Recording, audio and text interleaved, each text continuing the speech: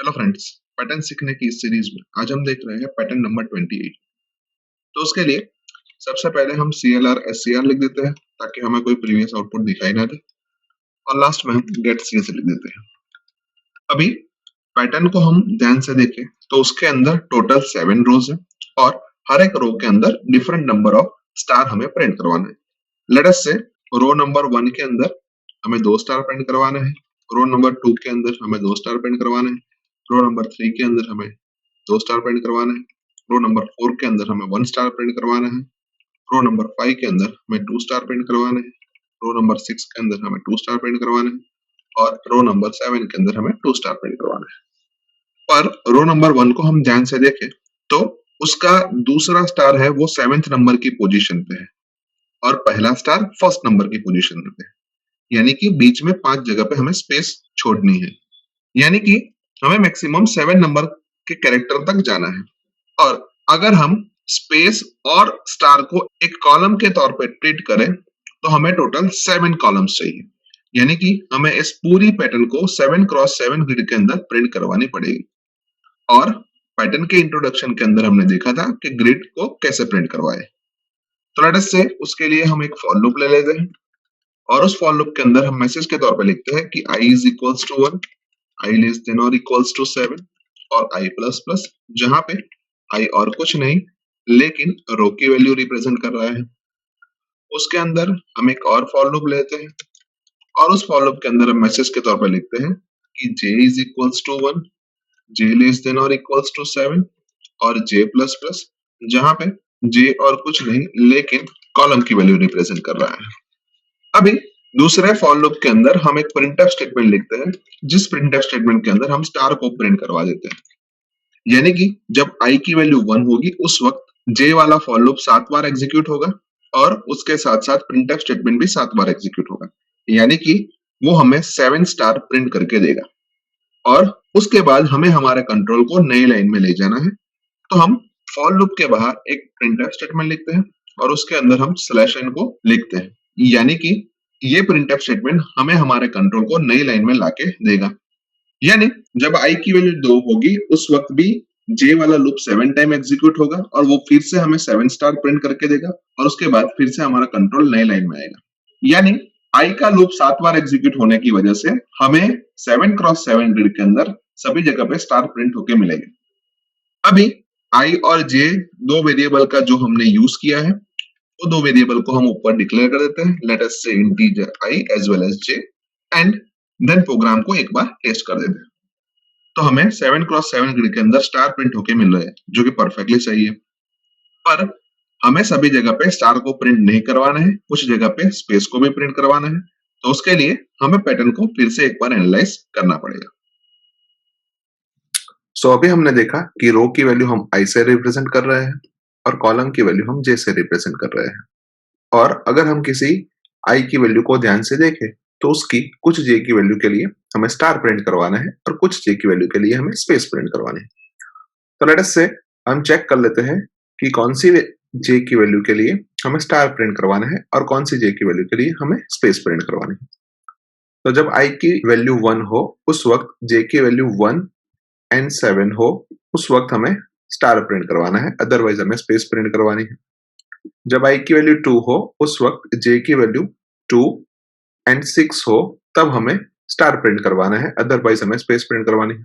i की value 3 हो उस वक्त j की वैल्यू 3 एंड 5 हो तब हमें स्टार प्रिंट करवाना है, अदरवाइज हमें स्पेस प्रिंट करवानी है। i की वैल्यू 4 हो उस वक्त j की वैल्यू 4 हो तब हमें स्टार प्रिंट करवाना है, अदरवाइज हमें स्पेस प्रिंट करवानी है।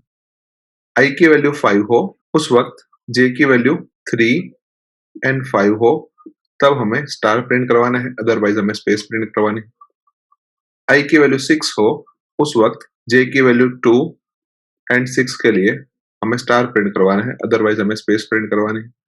और i की वैल्यू 7 हो उस वक्त j की वैल्यू 1 एंड 7 हो तब हमें स्टार प्रिंट करवाना है, अदरवाइज हमें स्पेस प्रिंट करवानी है। यानी कि अगर हम i इज इक्वल्स टू 1 के लिए j की वैल्यू को लिखना चाहे तो हम कुछ ऐसा लिख सकते हैं कि j इज इक्वल्स टू 1 और j is equals to 7। Same way i equals to 2 के लिए हम लिखना चाहे तो हम कुछ ऐसा लिख सकते हैं कि j इज इक्वल्स टू 2 और j is equals to 6। i is equals to 3 के लिए हम कुछ ऐसा लिख सकते हैं कि j इज इक्वल्स टू 3 और j is equals to 5। i is equals to 5 के लिए हम कुछ ऐसा लिख सकते हैं कि j इज इक्वल्स टू 5 और j is equals to 3। i is equals to 6 के लिए हम कुछ ऐसा लिख सकते हैं कि j इज इक्वल्स टू 6 और j इज इक्वल्स टू 2।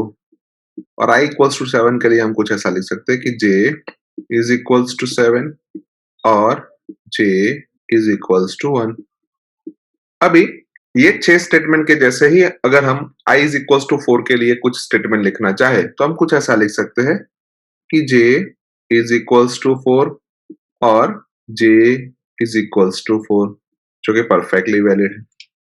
यानी कि अगर हम इन सातों स्टेटमेंट को एक कॉमन स्टेटमेंट के तौर पे लिखें तो हम कुछ ऐसा लिख सकते हैं कि j is equals to x और j is equals to y। जब भी होता है उस वक्त हमें स्टार को प्रिंट करवाना है, अदरवाइज हमें स्पेस को प्रिंट करवाना है। अभी x की वैल्यू को हम देखें तो सबसे पहले 1 है, उसके बाद 2 है, उसके बाद 3, उसके बाद 4, उसके बाद 5, उसके बाद 6 और उसके बाद 7। यानी कि x की वैल्यू हमेशा इंक्रीमेंट होती है। सेम वे y की वैल्यू को हम ध्यान से देखें तो y की वैल्यू में सबसे पहले 7, उसके बाद 6, उसके बाद 5, उसके बाद 4, उसके बाद 3, उसके बाद 2, उसके बाद 1, यानी कि वो डिक्रीमेंट होती है। तो फिर से हम एक बार i, x और y की वैल्यू को इंटरप्रेट करना चाहे तो i इज इक्वल्स टू 1 हो उस वक्त x की वैल्यू 1 एंड y की वैल्यू 7 है। i इज इक्वल्स टू 2 के लिए x की वैल्यू 2 एंड y की वैल्यू 6 है। i इज इक्वल्स टू 3 के लिए x की वैल्यू 3 एंड 5 है। i इज इक्वल्स टू 4 के लिए x की वैल्यू 4 एंड y की वैल्यू भी 4 है। i इज इक्वल्स टू 5 के लिए x की वैल्यू 5 एंड y की वैल्यू 3 है। i इज इक्वल्स टू 6 के लिए x की वैल्यू 6 और y की वैल्यू 2 है। और i इक्वल्स टू 7 के लिए x की वैल्यू 7 और y की वैल्यू 1 है। यानी कि अगर हम i और x की वैल्यू को ध्यान से देखें तो हर एक केस में वो दोनों की वैल्यू सेम है। यानी कि जो हमने इक्वेशन लिखा था कि j is equals to x, उसकी जगह पे हम j is equals to i लिखे तो भी हमारे प्रोग्रामिंग लॉजिक में कोई फर्क नहीं पड़ता। उसके अलावा हम i और y की वैल्यू का एडिशन करें तो 1 प्लस 7 8 होता है, 2 प्लस 6 8 होता है, 3 प्लस 5 8 होता है, 4 प्लस 4 8 होता है, 5 प्लस 3 8 होता है, 6 प्लस 2 8 होता है और 7 प्लस 1 भी 8 होता है। यानी कि i और y का एडिशन हर एक केस में 8 होता है। यानी अगर हम उसके ऊपर से y की वैल्यू को डिराइव करें तो y की वैल्यू हमेशा 8 माइनस i के जैसे होती है।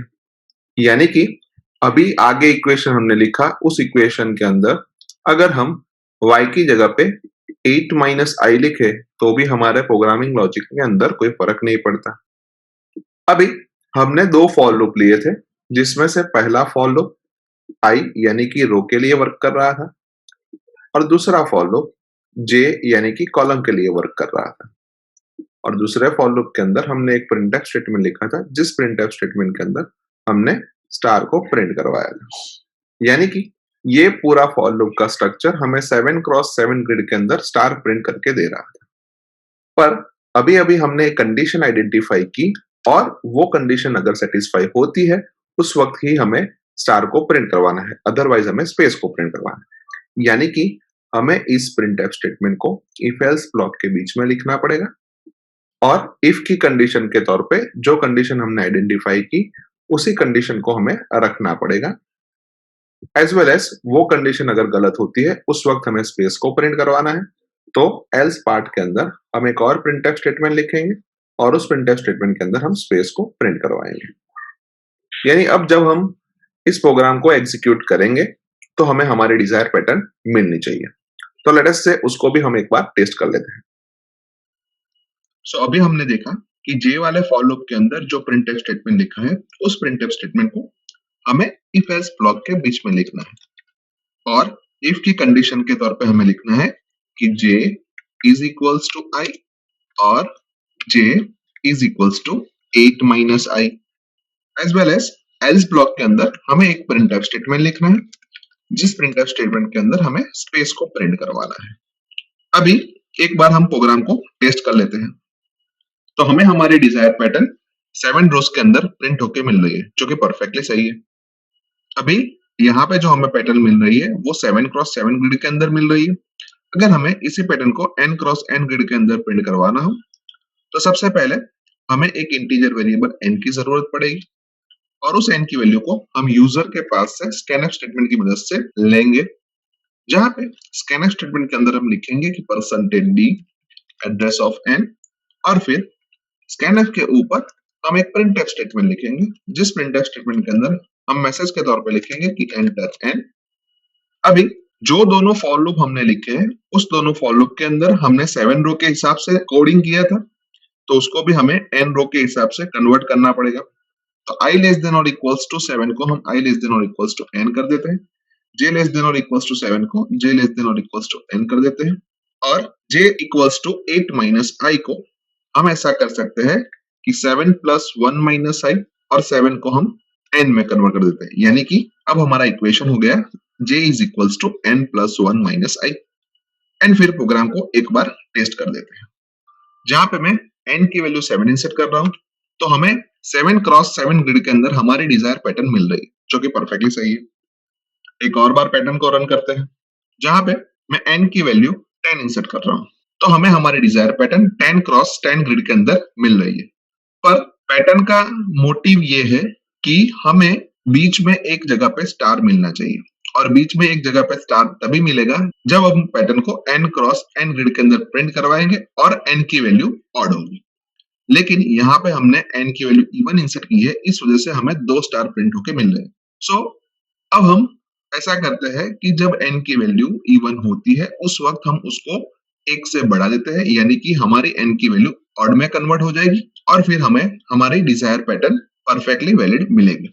यानी कि हम स्कैनफ के बाद एक चेक लगा देते हैं कि अगर n को हम 2 से डिवाइड करें और अगर हमें रिमाइंडर 0 मिले, यानी कि n हमारा इवन नंबर है तो हमें उसको ऑड में कन्वर्ट करना है, तो उसके लिए हम उसके अंदर 1 का इंक्रीमेंट कर देते हैं, यानी कि हम सिंपली लिखते हैं कि n प्लस प्लस एंड फिर एक बार प्रोग्राम को टेस्ट कर देते हैं।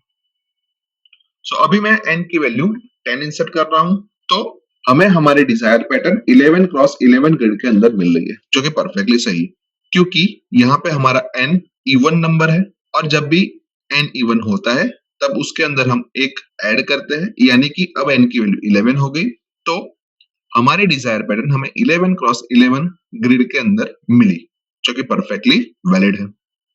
यानी कि हम ऐसा कह सकते हैं कि पैटर्न नंबर 28 को हम n क्रॉस n ग्रिड के अंदर इजीली प्रिंट करवा सकते हैं। सो आई होप कि आपको इस प्रोग्राम के अंदर अच्छी तरीके से समझ आ चुकी होगी। आज के वीडियो में बस इतना ही, नेक्स्ट वीडियो में फिर से मिलेंगे। Thank you very much.